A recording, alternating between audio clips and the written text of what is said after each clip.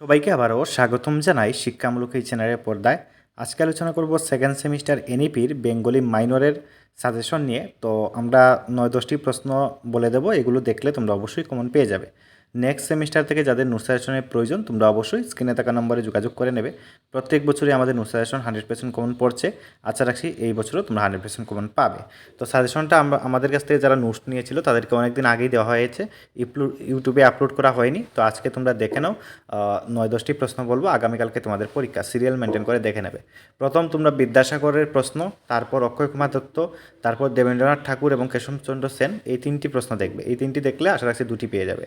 তারপর তোমাদের জীবনানন্দ দাশ দেখতে হবে, মধুসূদন দত্ত দেখতে হবে, ন্যাশনাল থিয়েটার দেখতে হবে, তারপর জোড়াসাঁকোর নাট্যশালা দেখতে হবে। এখান থেকে বেলে গেছি আর একটি রয়েছে, যদি সম্ভব হয় সেটা দেখবে, আমরা নোটসের মধ্যে দিয়েছি আমাদের কাছ থেকে যারা নোটস নিয়েছে।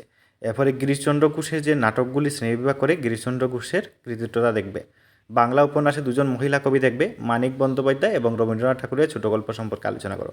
এই 11টি প্রশ্ন, 11টি প্রশ্ন তোমাদের দেখতে হবে, কারণ তোমাদের সিলেবাসটা অনেক বড় রয়েছে বেঙ্গলি মাইনরের ক্ষেত্রে।